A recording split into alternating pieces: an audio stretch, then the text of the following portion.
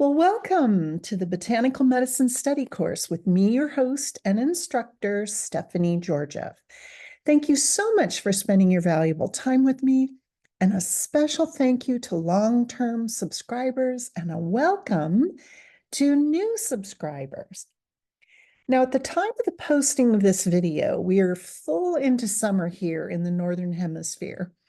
Now, I must confess, I really enjoy July. It's so much more of a sit back and enjoy yourself sort of month.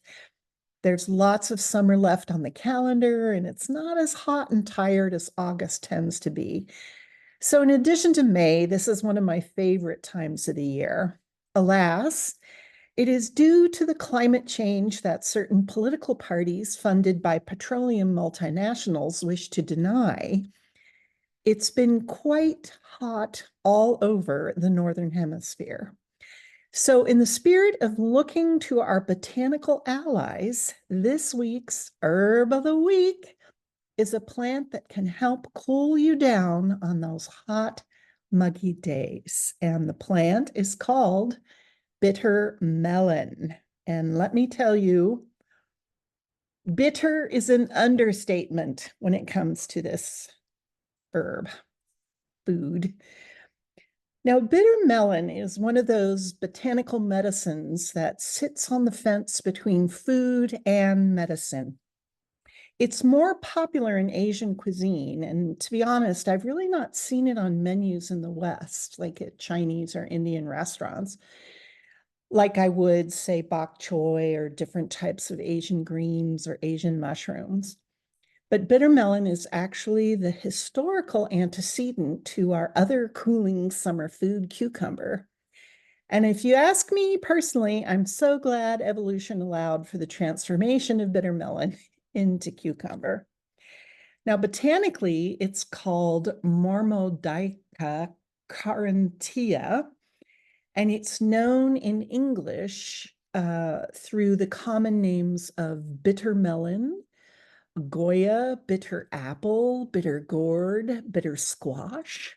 This is one of my personal favorites, balsam pear, and many more names that I can honestly say I've never seen before. One of the things I miss about living in Southern California was all the incredible ethnic markets. Every continent, every country could possibly imagine had a really fabulous market associated with it. And I never saw any other name other than bitter melon for this. Now, bitter melon is a tropical and subtropical vine of the family Cucurbiceaceae, which we should know by now is the fancy botanical word for the gourd family. It's widely grown in Asia, Africa, and the Caribbean for its edible fruits. And it has many varieties which differ substantially. And let me tell you, they differ substantially in terms of the shape, sometimes the color, and the bitterness of the fruit. Now, I think this is interesting that the bitter melon originated in Africa, where it was a dry season staple food of the Kung, I'm sure I'm not saying that properly, excuse me, hunter-gatherers. Now, wild or semi-domesticated variants spread across Asia in prehistory, and it was fully domesticated in Southeast Asia. And it's very well used in East Asian, South Asian, and Southeast Asian cuisines. And it's very interesting. It has a long history of medicinal use in Asia and Africa. And in Turkey, it's been used to treat stomach complaints. And in India and China, it's very popular in terms of use to treat diabetes. One of the unfortunate things of globalization is that many other continents are taking on North American diets. And so diabetes is becoming a global problem.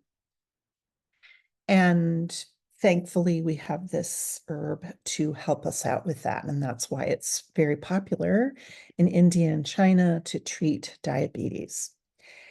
Now, in Western, here's beautiful slides of all the different, basically pictures of it. It's very interesting to me. I think it's very fascinating. To me, it almost looks like an alien plant, like something from another planet. It's quite interesting.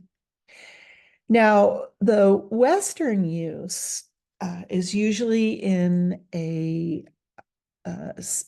like a supplement, and we'll talk a bit about that later in our video. But it's considered as an immune enhancer, a digestive aid, respiratory aid, and most important is a blood sugar regulator. It's also good. It's called an antihelminthic, which means it gets rid of worms. I'm not a fan of this plant in terms of taste, so I can't imagine that worms would like it very much. And it also is a very strong antibacterial. So it's used for things like diabetes, high blood sugar, blood pressure, cancer, asthma. It's also really good for skin infections, lowering cholesterol. Upset stomach prevents kidney stones. It's really good for anybody that has any sort of liver disease, any sort of cough, respiratory diseases, things like that. But the big use in Western herbalism is mainly for blood sugar support. And what it does is it helps your cells utilize glucose. And the big thing, especially with adult onset diabetes, it's not for people who've been born with diabetes, but if you are obese, it basically changes the size of your fat cells. And what that does is it, this is very folksy terminology, but this is how I understand it. When the fat cells get larger, it basically stretches the receptors and it kind of screws up that type of metabolism. So what the bitter melon does is it helps your cells utilize blood sugar, your glucose is the fancy word for that, but sugar in your blood, and move it to the liver, the muscles, and fat so that it can be utilized properly. And it also helps your body retain nutrients by blocking their conversion to glucose. So it just does all kinds of really interesting things. So it's a really good supplement to take for anybody that's struggling with obesity or blood sugar issues. And again, please check with your physician and herbalist if you want to take this supplement. Now, this is a popular herb and dietary culinary item in many, many different traditions. But what I've chosen to do is focus on the traditional Chinese medicine use of this herb. So it's not that this is the only way this can be used. It's used in Arabic medicine, Ayurvedic medicine, traditional African medicine, but I'm in Japanese, Vietnamese, Korean, all sorts of different wonderful ways to use this herb. But I'm going to focus on the traditional Chinese. And this is ku gua, and it's considered bitter and cool, and it enters the heart, spleen, lung, and liver meridians. Now, Li Shizhen, who lived in the 16th century and was one of the great Chinese herbalists, he ranked bitter melon as the best melon on earth for its ability to expel heat. He also thought it was good at sharpening vision, improving liver function, supporting heart health, and relieving the body of toxins.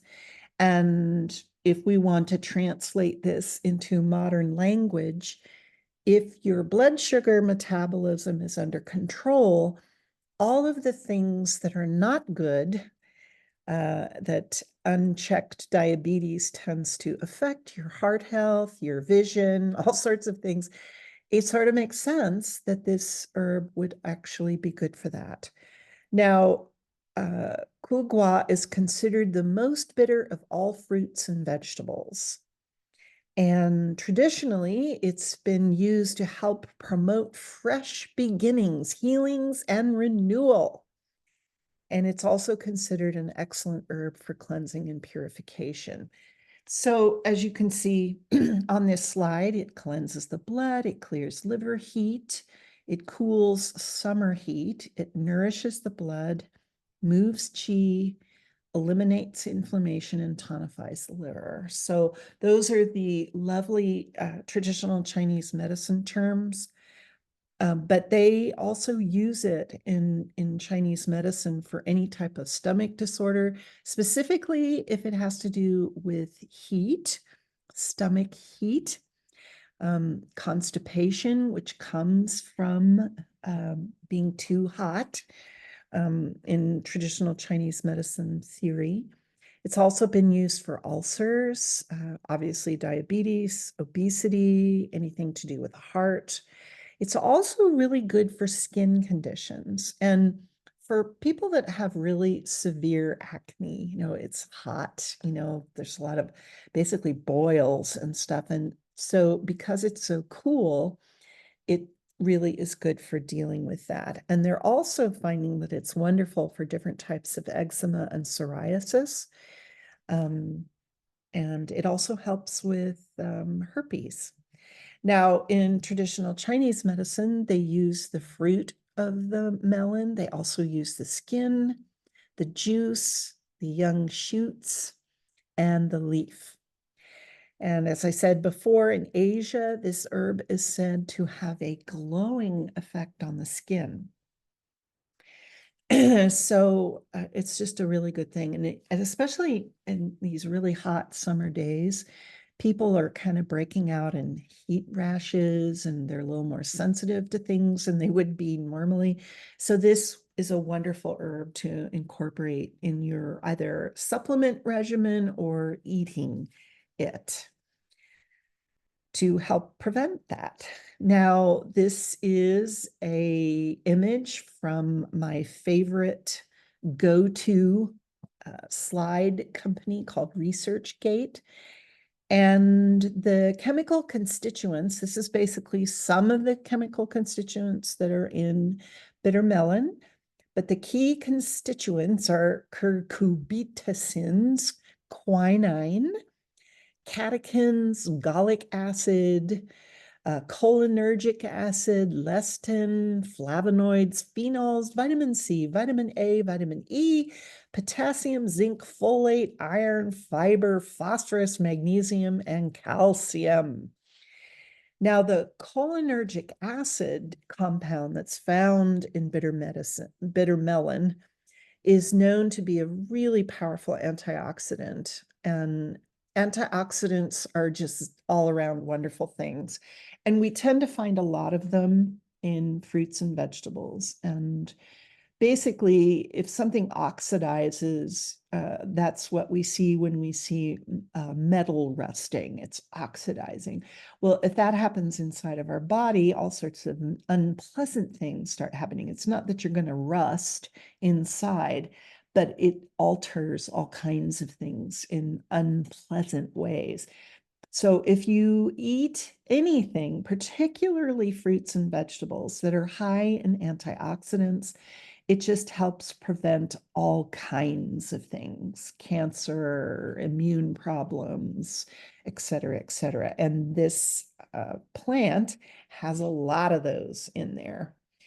Now, the curcubitacins, which make it taste, in my opinion, like bile, this really helps to balance out the blood sugar levels. So that's the thing that I personally dislike in this plant in terms of taste, but it's the reason why it's so healing. Now, how do we take this? You'll find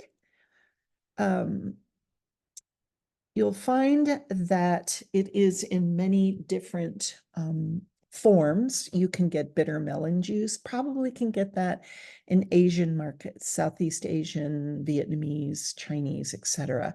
It's also available in tea form. It's basically the leaves. You can get dehydrated and put it into powder. The thing on the slide, excuse me, I uploaded the wrong picture, but Eclectic Institute does have a bitter melon supplement, which is very good. Gaia's Herbs has it. You can also make a juice out of it. When I was doing this, the whole research for this, I just kept salivating from, like, not that I wanted to eat this, that it was so, ugh. I just really dislike the taste of this. But, if you really like bitter, this is your go-to taste. It'll definitely do things, but you can put it in a smoothie, you can get powders, you can do all kinds of things. And it also comes in different types of formulas, Ayurvedic or Chinese formulas, and they'll put things like cinnamon and ginseng and turmeric in it to help, with blood sugar metabolism or anti inflammation things. And, sometimes cinnamon and turmeric, particularly cinnamon, is really good for blood sugar. But if people are having diabetic issues, there's a lot of heat in what's called the middle jiao in Chinese medical theory, and hot herbs will make it worse.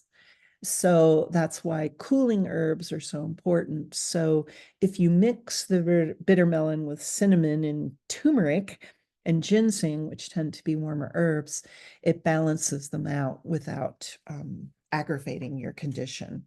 So there's just all sorts of ways to do this. You can also get powders. You can get seeds that are in powders, and you can add it to things. But you have to be careful with this because too much of it is not good. Now, bitter melon is considered generally safe, but because it's cooling and bitter, it's not recommended for pregnant women. I would also not recommend this if you're breastfeeding. It would affect the milk, and I don't know if your baby would like that taste. Some people experience upset stomachs. It's mainly because it's really cold. It's cool. It's called cool, but I experience it. It's cold. And sometimes people with very delicate digestive systems, cooling and cold and bitter things can aggravate them.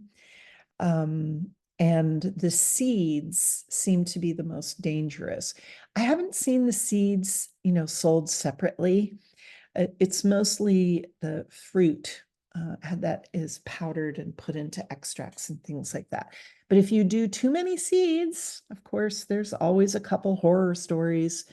So just stay away from the seeds. And as always, talk to your pharmacist and your herbalist before you start taking this herb. Now, bitter melon was introduced in China in the 14th century from India. And this is now a very common household vegetable in many Asian dishes. And as I said before, the thing I really miss about Southern California was all these really cool markets. And I was always the lone white woman in these various markets going to get these very unusual vegetables. And it didn't matter if I was in a Mexican market or an Arab market or an Indian market or an, Chinese market. I would always have somebody come up to me and tap me on the shoulder, basically asking me, do you know what you're doing? Do you know why you're doing this? And I would explain to them why I was buying whatever it was. And then I got the okay to go to the cashier. And I have tried to like this vegetable and I have failed. But I don't like really bitter things. Like I don't like coffee. I have never liked coffee. I do like bitter greens like kale and things like that, but anything super bitter, I don't like. And this is really bitter, like really bitter. And there are certain techniques that you can try that I have tried, and all I can say is you can try it yourself. And I have a couple links in the program notes. But essentially, one of the ways to get the bitter out of the vegetable here, actually, it's considered a fruit, excuse me, is to scoop the seeds out, slice, the fruit, and then put it in salt water for up to 20 minutes. And apparently that will take the bitter taste out. One of the most popular ways to eat this is stir fried with eggs. So this is a very popular, I guess, breakfast meal. And you can put it in things, like one of the recipes I tried was like black bean burgers with, this in it. And it's, good to